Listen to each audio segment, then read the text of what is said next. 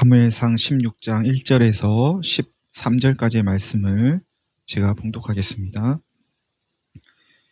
여호와께서 사무엘에게 이르시되 내가 이미 사울을 버려 이스라엘 왕이 되지 못하게 하였거늘 내가 그를 위하여 언제까지 슬퍼하겠느냐. 너는 뿔에 기름을 채워 가지고 가라. 내가 너를 베들레헴 사람 이새에게로 보내리니 이는 내가 그의 아들 중에서 한 왕을 보았느니라 하시는지라. 사무엘이 이르되 내가 어찌 갈 수 있으리이까. 사울이 들으면 나를 죽이리이다 하니 여호와께서 이르시되 너는 암송아지를 끌고 가서 말하기를 내가 여호와께 제사를 드리러 왔다 하고 이새를 제사에 청하라. 내가 내게 행할 일을 가르치리니 내가 내게 알게 하는 자에게 나를 위하여 기름을 부을지니라. 사무엘이 여호와의 말씀대로 행하여 베들레헴에 이르매 성읍 장로들이 떨며 그를 영접하여 이르되 평강을 위하여 오시나이까. 이르되 평강을 위함이니라. 내가 여호와께 제사하러 왔으니 스스로 성결하게 하고 와서 나와 함께 제사하자 하고 이새와 그의 아들들을 성결하게 하고 제사에 청하니라. 그들이 오매 사무엘이 엘리압을 보고 마음에 이르기를 여호와의 기름 부으실 자가 과연 주님 앞에 있도다 하였더니 여호와께서 사무엘에게 이르시되 그의 용모와 키를 보지 말라. 내가 이미 그를 버렸노라. 내가 보는 것은 사람과 같지 아니하니 사람은 외모를 보거니와 나 여호와는 중심을 보느니라 하시더라. 이새가 아비나답을 불러 사무엘 앞을 지나가게 하매 사무엘이 이르되 이도 여호와께서 택하지 아니하셨느니라 하니 이새가 산마로 지나게 하매 사무엘이 이르되 이도 여호와께서 택하지 아니하셨느니라 하니라. 이새가 그의 아들 7을 다 사무엘 앞으로 지나가게 하나 사무엘이 이새에게 이르되 여호와께서 이들을 택하지 아니하셨느니라 하고 또 사무엘이 이새에게 이르되 내 아들들이 다 여기 있느냐. 이새가 이르되 아직 막내가 남았는데 그는 양을 지키나이다. 사무엘이 이새에게 이르되 사람을 보내어 그를 데려오라. 그가 여기 오기까지는 우리가 식사 자리에 앉지 아니하겠노라. 이에 사람을 보내어 그를 데려오매 그의 빛이 붉고 눈이 빼어나고 얼굴이 아름답더라. 여호와께서 이르시되 이가 그니 일어나 기름을 부으라 하시는지라. 사무엘이 기름 뿔병을 가져다가 그의 형제 중에서 그에게 부었더니 이날 이후로 다윗이 여호와의 영에게 크게 감동되니라. 사무엘이 떠나서 라마로 가니라. 아멘. 저희는 사무엘상 말씀을 이렇게 처음부터 함께 나누고 있습니다. 내가 이미 사울을 버려서 이스라엘 왕이 되지 못하게 하였거늘 내가 그를 위해서 언제까지 슬퍼하겠냐. 너는 뿔에 기름을 채워서 베들레헴 사람 이새에게로 가라. 하나님께서 선지자 사무엘에게 이렇게 말씀하셨다 하면서 오늘 본문은 시작합니다. 사무엘이 사울을 위해서 슬퍼하는 것은 사울의 슬픔이 사무엘의 마음에 와 닿았기 때문입니다. 사울도 지금 슬픈 겁니다.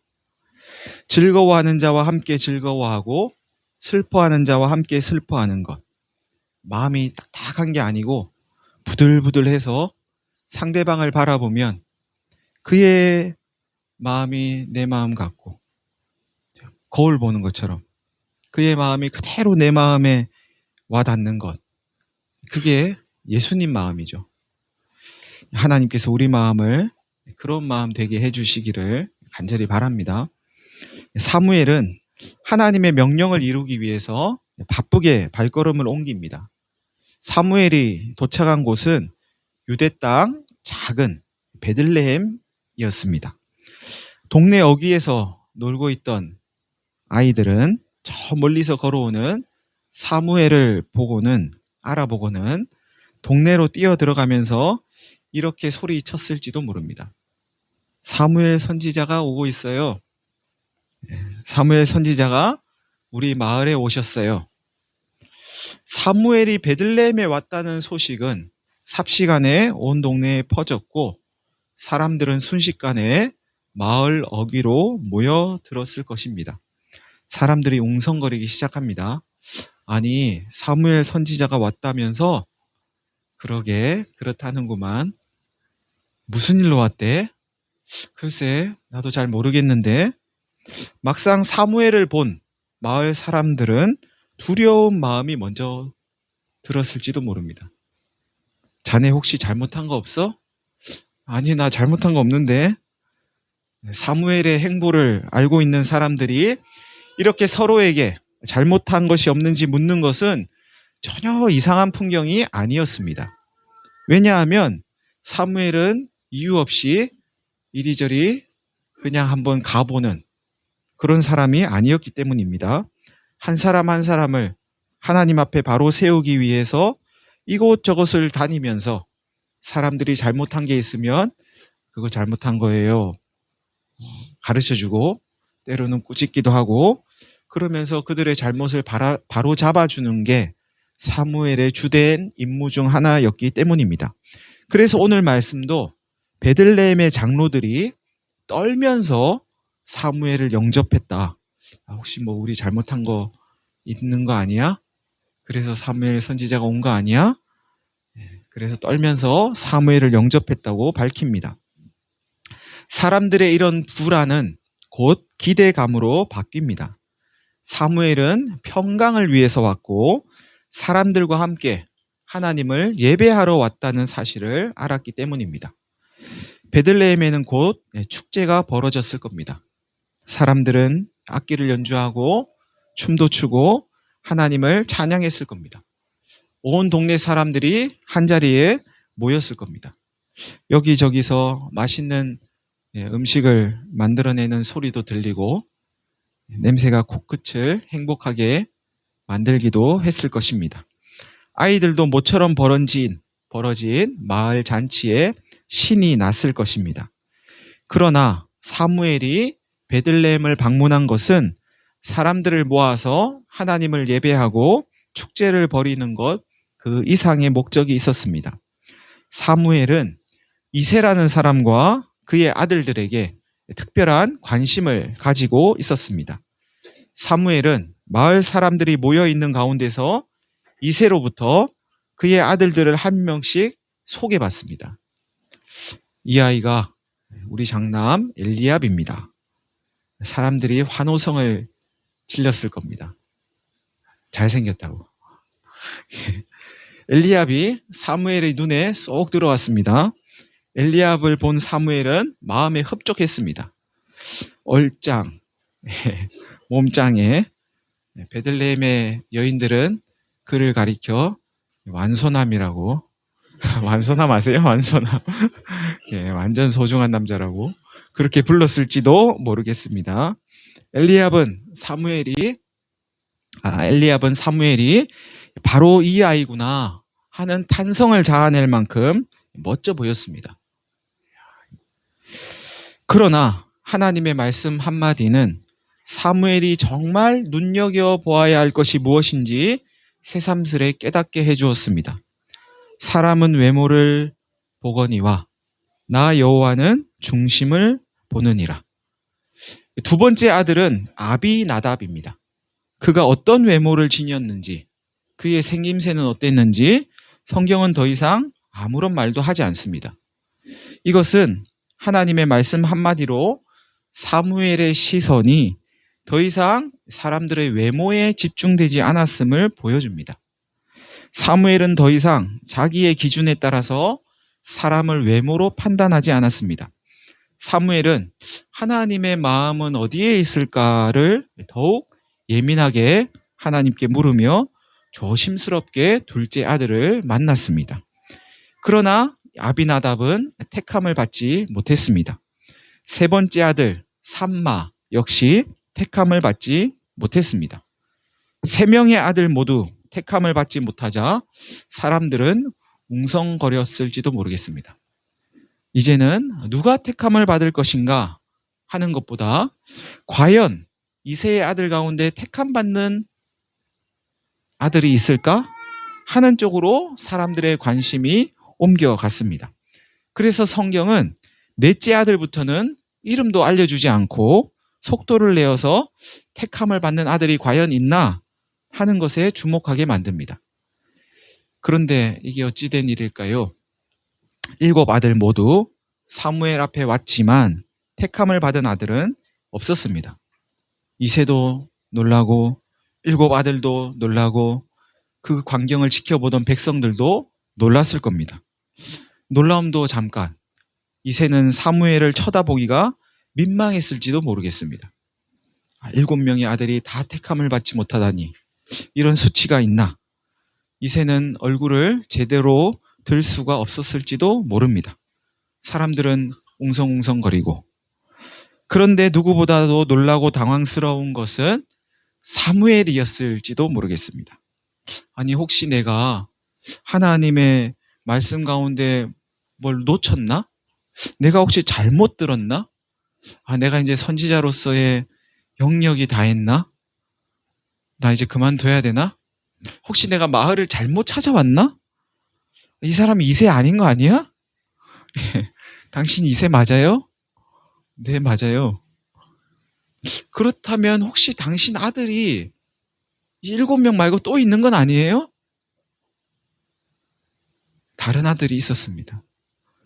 그런데 이새는 그 아들을 까맣게 잊고 있었습니다. 아, 맞다. 나한테 아들이 1명 더 있지. 뭐 많으니까 7명이니까. 예. 그렇죠? 이새가 대답합니다. 아직 막내가 남아있긴 합니다만 그는 지금 양을 치러 나가고 없습니다. 아들이 하나 더 있기는 한데 그 아이는 별 볼 일 없는 자식입니다. 어찌어찌 하다가 태어나긴 했는데 예. 보시다시피 우리 집에 아들만 8입니다.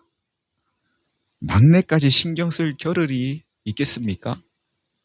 하는 마음을 담아서 아직 막내가 남아있긴 합니다만 하고는 말문을 연 겁니다. 이새에게 있어 막내는 별로 소개하고 싶지 않은, 전혀 기대가 없는 그런 존재였습니다. 오늘 본문에서 사용된 이 막내라는 단어는 하찮고 중요하지 않은 사람을 나타낼 때 쓰이는 말입니다. 가족이 다 함께 모이는 중요한 자리나 아니면 특별한 모임이 있을 때, 그럴 때는 이 막내는 참석하는 게 아니고 오히려 빠져주는 게 더 좋은 그런 사람을 가리킬 때 쓰이는 단어가 이 막내라는 단어입니다. 넌 집에 있어. 우리끼리 갔다 올게. 뭐 이런 거죠. 막내는 아무런 존재감이 없는 아이죠. 있으나 마나한 막내예요. 지금 막내가 지금 비수가 꽂힙니까? 그의 아버지가 그를 있으나 마나한 존재로 여겼다는 건 그가 집안에서 맡은 일을 보면 더 잘 알 수 있습니다. 당시에 양을 치는 일은 누군가는 해야 하는 일이지만 농장의 일 가운데서는 가장 힘이 덜 들고 잘하지 못해도 별로 해를 입지 않는 그런 일이었습니다. 이런 일은 누구나 해도 되는데 딱 적당한 애가 막내인 거죠. 네가 해. 못해도 괜찮고 뭐 문제가 생겨도 그건 큰 문제가 아니고 수습하기 쉽고 뭐 이런 일인 거예요. 막내는 양치기 일을 하느라 먼 곳에 가 있었고 또 평소에 가족들로부터 귀히 여김을 받지 못했습니다. 그러니 막내를 베들레헴으로 데려와서 선지자 사무엘에게 보여야겠다고 생각한 사람은 가족 중에 아무도 없었습니다. 생각을 못하는 게 오히려 당연했습니다. 그러나 사무엘은 그 막내를 데려오라고 합니다. 막내가 오기까지는 아무것도 먹지 않겠다고 합니다. 마침내 막내가 왔습니다. 사무엘은 하나님의 말씀을 따라서 이 막내에게 기름을 붓습니다. 마을 사람들과 이새의 가족들은 자신들이 기대했던 것과는 실제로 일어난 일이 너무나 달라서 이날 있었던 이 기름 부음에 크게 신경 쓰지 않았을지도 모릅니다. 이새의 막내 아들은 여느 때와 다르지 않게 곧장 다시 양을 치느라고 저 먼 곳으로 나아가야 했을 것입니다. 여러분, 오늘의 이 이야기는 하나님으로부터 기름 부음을 받은 주인공이 아주 평범한 사람, 아니 있으나 마나한 사람이었다는 것을 가르쳐 줍니다. 이 이야기의 주인공은 아직 자신의 이름이 제대로 불린 적도 없는 그런 사람이었습니다. 사람들이 흔히 깔보면서 낮추어 부르는 말로 막내라는 별명을 가진 사람이었습니다. 형들에게도 있으나 마나한 존재, 심지어 아버지조차 소개하는 것을 잊었을 정도니까 그가 얼마나 존재감이 없었는지는 더 이상 말할 필요가 없을 것 같습니다. 여러분, 꼬마 목동이었던 이 막내가 하나님의 선택을 통해서 기름 부음을 받았다는 오늘의 이야기는 자신의 존재를 인정받지 못하고 마음 한가득 상처를 끌어안고 살아가는 사람들을 대하시는 하나님의 이야기입니다. 또한 이 이야기는 특별한 것 없이 매일같이 반복되는 일상을 살아가는 평범한 사람들을 찾아오시는 하나님의 이야기이기도 합니다. 하나님 이야기로 가득한 성경이 이 막내와 같은 아주 평범한 사람들을 주인공으로 삼는다는 사실은 참으로 중요한 의미가 있습니다. 성경은 그가 막내이기 때문에, 평범하기 때문에, 하찮기 때문에, 사람들이 존재감 없이 대하기 때문에 하나님의 기름 부음을 받는데 부적절하다고 말하지 않습니다. 한 번도 막내라는 말 외에는 다른 말로 사람들에게 불린 적 없는 이새의 아들, 누구 하나 자신의 이름을 제대로 불러준 적이 없는 이새의 막내, 드디어 그가 막내가 아닌 그 자신의 이름으로 불립니다. 아무런 존재감이 없었던 한 사람이 비로소 존재 자체로 인정받는 순간입니다. 다윗, 이것이 바로 그의 이름입니다. 이제 다윗은 있으나 마나한 존재가 아니라 다윗이라는 이름을 가진 한 존재로 우리의 역사 속에 들어옵니다. 오늘 본문은 다윗을 통해 앞으로 어떤 일이 벌어질지, 하나님께서 그를 어떻게 이끄실지 주목하게 만들면서 성경은 다윗이 하나님 영에 크게 감동되었다고 말씀합니다. 여러분, 이름은 씨앗과 같습니다. 싹을 틔우고 잎이 무성해지고 열매 맺을 무한한 가능성이 이 씨앗 속에 들어있는 거죠. 이름이 그와 같습니다. 이름을 부른다는 건 그 사람을 존재 자체로 귀히 여긴다는 뜻입니다. 그래서 여러분도 이름으로 불리는 게 좋죠. 누구 엄마 보다 누구 아내, 누구 남편, 누구 아빠, 그거보다 이름이 좋죠? 아니세요? 그뿐 아니라 이름을 부른다는 건 그를 선택한다는 의미도 있습니다. 하나님은 이름을 가진 한 사람 한 사람과 관계를 맺으십니다. 하나님은 사람들이 놀려대는 어떤 별명이나 우리가 세우는 어떤 목표나 계획이나 그런 것과 관계를 맺으시는 분이 아닙니다. 우리의 학력이나 직업이나 생김새나 우리의 어떤 외모나 우리의 소유나 우리가 쌓아놓은 업적이나 그런 것과 관계를 맺으시는 분도 물론 아니죠. 하나님은 그런 걸로 관계 맺지 않으세요. 네가 무슨 일을 얼마나 했는지 한번 보자. 너 요만큼 했으니까 내가 좀 관계 맺을 만하네. 너는 한 게 없으니 좀 더 쌓아가지고 와. 뭐 이러시는 분이 아니라는 거죠. 그렇기에 성경 최초로 다윗을 소개하는 오늘 본문의 대미를 장식하는 것은 다윗의 어떤 역할이나 다윗의 지위나 그가 해놓은 일이나 뭐 그런 것들이 아니고 그의 이름입니다. 다윗이 제대로 성경에 처음 소개되는 건 오늘 본문이에요. 룻기의 이름이 나오긴 하지만 그거는 그냥 족보 이야기하면서 나온 거라 큰 의미가 없고요. 다윗을 정말로 소개하는 첫 번째 이름은 오늘 본문에 나옵니다. 여러분, 혹 여러분은 사람들로부터 어떤 존재가 무시당하고 존재가 짓밟혀진 그런 경험이 있으십니까? 외모를 가지고 놀려대는 별명으로 인해서 어렸을 때 다 그런 별명 한 두 개쯤 가져보셨죠? 저도 많았거든요. 눈이 작다고, 키가 작다고, 예, 그런 별명들이 많이 있었어요. 그렇게 무시당하고, 시간이 지나도 그런 게 상처로 남아 있을 수 있죠. 존재 자체로 인정받지 못하고, 외모나 학벌이나 업적과 같은 것들로 평가받는 그런 세상에서 살면서 스트레스를 받고 계시진 않으십니까? 뭘 내가 해내야 되는데, 내가 인정받으려면 해내야 되고, 부모님 앞에서도 내가 인정받는 아들, 딸이 되려면 내가 뭘 좀 해야 되는데, 공부도 해야 되고, 취업도 해야 되고, 뭘 좀 해야 되는데, 지금 하나님께서 여러분의 이름을 부르십니다. 여러분의 이름을 부르시는 그 하나님의 음성에 잠시 귀를 한번 기울여 보시겠습니까?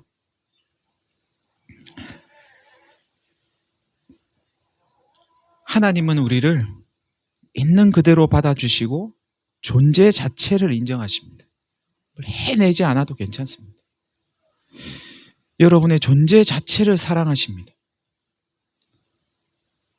내가 그의 이름을 불러주기 전에는 그는 다만 하나의 몸짓에 지나지 않았다. 내가 그의 이름을 불러주었을 때 그는 나에게로 와서 꽃이 되었다. 내가 그의 이름을 불러준 것처럼 누가 나의 이 빛깔과 향기에 알맞은 누가 나의 이름을 불러다오. 그에게로 가서 나도 그의 꽃이 되고 싶다. 우리들은 모두 무엇이 되고 싶다. 너는 나에게, 나는 너에게 잊혀지지 않는 하나의 의미가 되고 싶다. 시편 151편이 아니고요. 예, 넣고 싶지만 김춘수 씨의 꽃이라는 시입니다. 의미 없는 하나의 몸짓에 지나지 않는 삶을 살아갈 때 우리의 이름을 불러주신 분, 막내라고 불리고 있으나 마나한 존재로 여겨졌던 우리의 이름을 불러주신 분, 세상 그 누구도 관심 갖지 않고 나를 귀하게 여기지 않을 때 하찮게 여기고 있으나 마나한 존재로 여길 때 내 이름을 불러주신 분, 나의 존재 자체를 부담스럽게 여기거나 넌 어쩌다 태어난 애야, 아무도 나에게 관심을 기울이지 않을 때 나를 콕 찍어서 선택하신 분,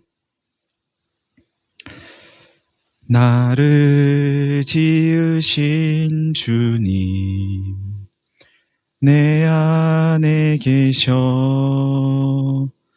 처음부터 내 삶은 그의 손에 있었죠. 그는 내 아버지, 난 그의 소유. 내가 어딜 가든지 날 떠나지 않죠. 내 이름 아시죠. 내 모든 생각도 내 흐르는 눈물 그가 닦아주셨죠. 내 이름 아시죠. 내 모든 생각도 아바라 부를 때 그가 들으시죠. 여러분, 저와 여러분은 이미 하나님께 이름이 불렸습니다. 하나님이 우리의 이름을 부르셨기에 우리는 그의 꽃이 되었습니다. 우리의 빛깔과 향기에 꼭 알맞은 이름을 불러주셨기에 우리는 하나님 안에서 의미 있는 존재가 되었습니다. 하나님께서 택하시고 기름 부으셨기에 하나님 자녀가 되었습니다. 하나님 나라의 왕 같은 제사장이 되었습니다. 막내에서 다윗이 되었습니다. 사랑하는 성도 여러분, 오늘 말씀이 하나님께서 다윗을 통해 어떤 일을 행하실까를 기대하고 있는 것처럼 내 이름을 부르신, 우리의 이름을 부르신 하나님께서 나를 통해, 우리를 통해 어떤 일을 행하실까를 기대하면서 새 학기를 맞이하고 또 새 하루를 맞이하고 하나님과 동행하는 가운데 하나님 나라를 누리고 전하는 저와 여러분이 되시기를 간절히 바랍니다. 아이고, 내 나이가 몇인데 무슨 새로움이 있겠어요. 예, 모세는 80에 부름을 받아가지고 이스라엘을 애굽에서 인도해냈고요. 아브라함 100세에 아들을 낳았습니다. 나이와 상관없습니다. 하나님은 오늘 하루도 원하시면 우리를 통해서 무언가를 하실 수 있는 분이신 줄로 믿습니다. 이제 다 같이 성찬식을 하겠습니다.